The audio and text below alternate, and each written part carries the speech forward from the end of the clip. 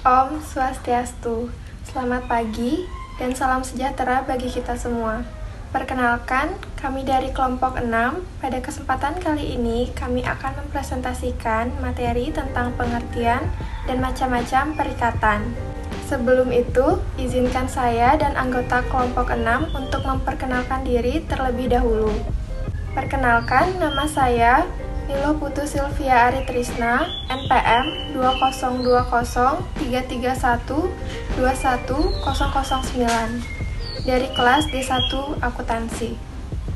Perkenalkan, nama saya Loga Dewi Dia Pratnyandari dengan NPM 202033121024.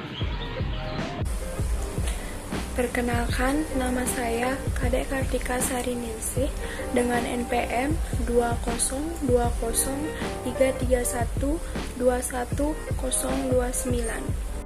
Perkenalkan, saya Nimade Ayu Kuswaryanti, NPM 203331210034.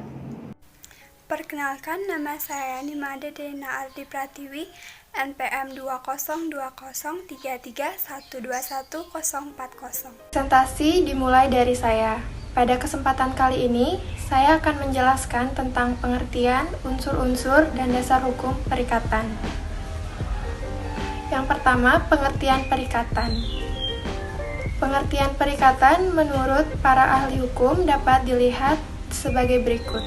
Yang pertama, menurut von Savigny, pengertian hukum adalah hak dari seseorang atau kreditur terhadap seseorang lain atau debitur.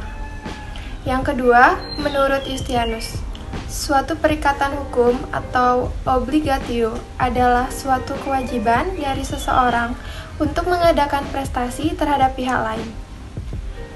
Yang ketiga, menurut ilmu pengetahuan hukum perdata, pengertian perikatan adalah suatu hubungan dalam lapangan harta kekayaan antara dua orang atau lebih, di mana pihak yang berhak atas sesuatu dan pihak lain berkewajiban atas sesuatu.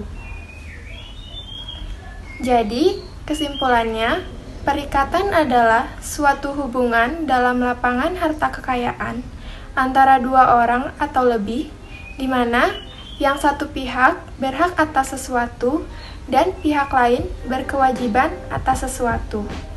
Dalam suatu perikatan, terdapat unsur-unsur yang akan membentuk suatu perikatan.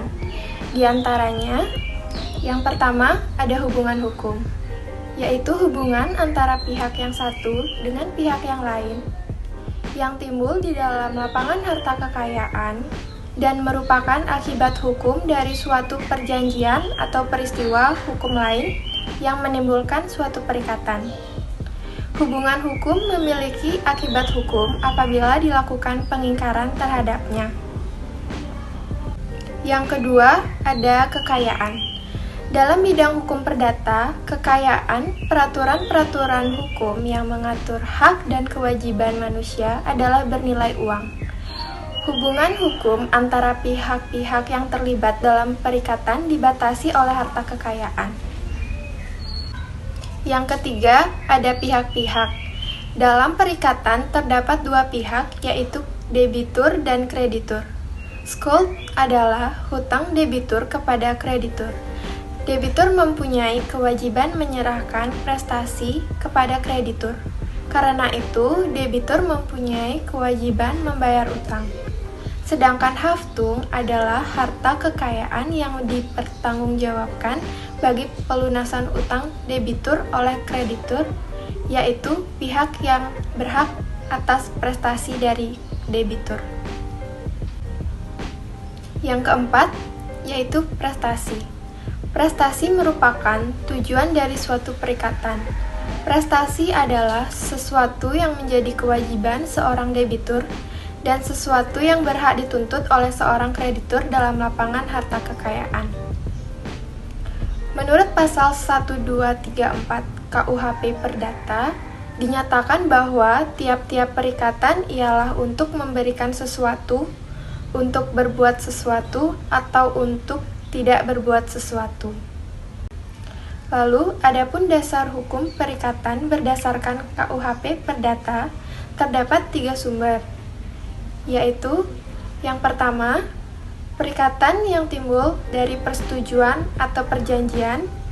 Yang kedua, perikatan yang timbul dari undang-undang. Dan yang ketiga, perikatan yang terjadi bukan perjanjian, tetapi terjadi karena perbuatan melanggar hukum dan perwakilan keinginan. Presentasi akan dilanjutkan oleh teman saya. Di sini saya akan menjelaskan macam-macam perikatan menurut isi dari prestasinya. Yang pertama adalah perikatan positif dan negatif. Perikatan positif adalah perikatan yang dimana prestasinya berupa perbuatan positif, yaitu memberi dan melakukan sesuatu. Sedangkan perikatan negatif adalah perikatan yang prestasinya berupa perbuatan negatif, yaitu tidak melakukan sesuatu. Yang kedua adalah perikatan sepintas lalu dan berkelanjutan. Perikatan sepintas lalu adalah perikatan yang dimana satu perbuatan saja dalam waktu singkat tujuan telah tercapai. Sedangkan perikatan berkelanjutan adalah perikatan yang prestasinya berkelanjutan dalam waktu tertentu seperti perjanjian sewa-menyewa. Yang ketiga ada perikatan alternatif, adalah perikatan yang dimana debitur memiliki hak memenuhi salah satu prestasi dalam perjanjian yang dicantumkan. Yang keempat ada perikatan fakultatif, di mana debitur memiliki hak mengganti prestasi lainnya apabila prestasi semula tidak dapat digunakan, seperti penyerahan beras digantikan oleh penyerahan sejumlah uang. Baik, perikatan selanjutnya akan dijelaskan oleh teman saya. Baik, di sini saya akan melanjutkan presentasi. Perikatan yang kelima yaitu ada perikatan generik dan spesifik. Perikatan generik adalah perikatan di mana objeknya hanya ditentukan oleh jenis dan jumlah barang yang harus diserahkan debitur kepada kreditur. Contohnya itu adalah penyerahan beras sebanyak 10 kg. Sedangkan perikatan spesifik adalah perikatan di mana objeknya ditentukan secara terperinci sehingga tampak ciri-ciri khususnya.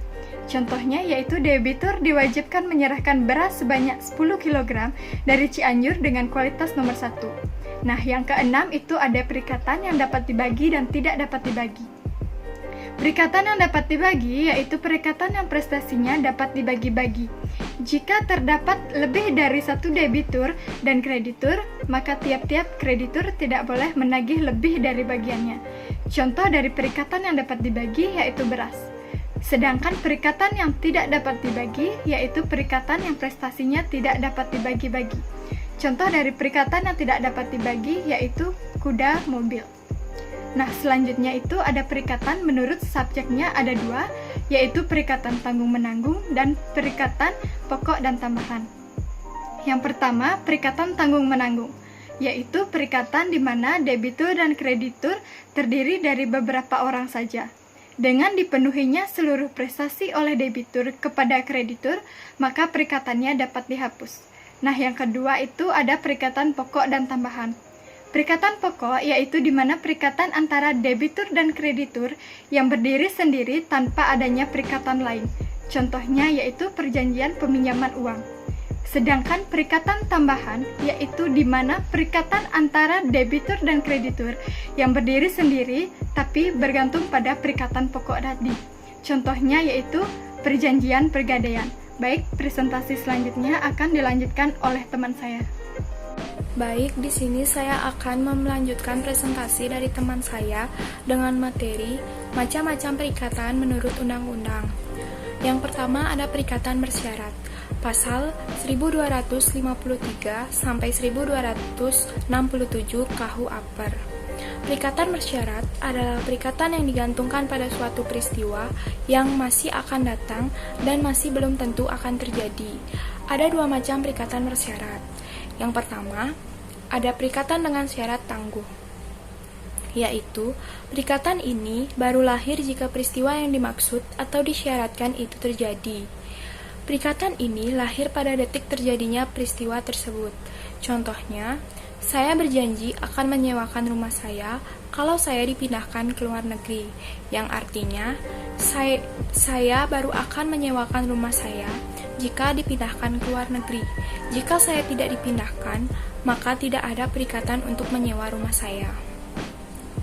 Yang kedua ada perikatan dengan syarat batal, yaitu perikatan yang sudah ada akan berakhir jika peristiwa yang dimaksud itu terjadi. Contohnya, saat ini saya menyewakan rumah saya kepada si A. Dengan ketentuan, sewa menyewa ini akan berakhir jika anak saya yang berada di luar negeri pulang ke tanah air. Macam perikatan yang kedua, menurut undang-undang, yaitu ada perikatan dengan ketetapan waktu, pasal 1268 sampai 1271 KUHP. Perikatan ini tidak menangguhkan lahirnya perikatan, hanya menangguhkan pelaksanaannya atau menentukan lama waktu berlakunya suatu perjanjian atau perikatan tersebut. Contohnya, saya akan menyewakan rumah saya per 1 Januari 2012 sampai dengan 1 Januari 2012. Maka, perjanjian itu adalah suatu perjanjian dengan ketetapan waktu. Macam perikatan yang ketiga menurut undang-undang, yaitu ada perikatan manasuka atau alternatif, pasal 1272 sampai 1277 KUHP. Dalam perikatan manasuka, si berutang dibebaskan menyerahkan salah satu dari dua barang atau lebih yang disebutkan dalam perjanjian, tetapi ia tidak boleh memaksakan si berpiutang untuk menerima sebagian dari barang yang satu dan sebagian lagi dari barang yang lain. Hak memilih barang ini ada pada si berutang jika hak ini tidak secara tegas diberikan oleh si berpiutang.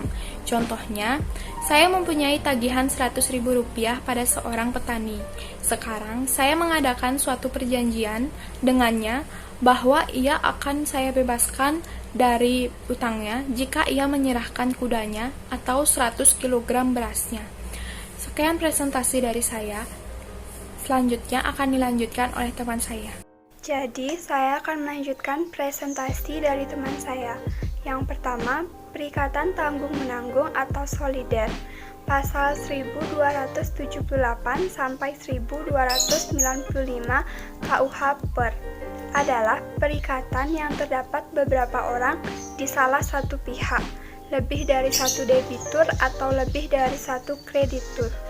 Dalam hal lebih dari satu debitur, maka setiap debitur dituntut untuk melunasi hutangnya. Dengan sendirinya, pembayaran tersebut akan membebaskan debitur lainnya. Dalam hal lebih dari satu kreditur, maka setiap kreditur berhak menuntut pelunasan hutangnya. Pembayaran yang dilakukan kepada kreditur membebaskan si berutang kepada kreditur lainnya. Yang kedua, perikatan yang dapat dibagi dan tidak dapat dibagi. Pasal 1296 sampai 1303 KUHP. Dapat dibagi atau tidak dapat dibaginya suatu perikatan adalah tergantung apakah barangnya dapat dibagi atau tidak, serta penyerahannya dapat dibagi atau tidak. Contoh yang tidak dapat dibagi, kewajiban untuk menyerahkan seekor kuda, karena kuda tidak dapat dibagi tanpa kehilangan hakikatnya. Contoh yang dapat dibagi, suatu perikatan untuk menyerahkan sejumlah barang atau hasil bumi. Yang ketiga, perikatan dengan ancaman hukuman. Pasal 1304 sampai 1312 KUHP. Perikatan di mana si berutang untuk jaminan pelaksanaan perjanjiannya diwajibkan melakukan sesuatu apabila perikatannya tidak terpenuhi. Atau dengan kata lain, perikatan yang ada hukumannya jika debitur tidak melakukan kewajibannya. Contohnya, A melakukan perjanjian dengan B yang berprofesi sebagai kontraktor untuk membangun sebuah apartemen. Pembangunan itu pembangunan itu dilaksanakan dalam jangka waktu 2 tahun. Jika terlambat, B akan dikenakan denda untuk mengganti kerugian yang diderita A sebesar 20 juta rupiah per bulan keterlambatannya. Sekian dari saya, terima kasih.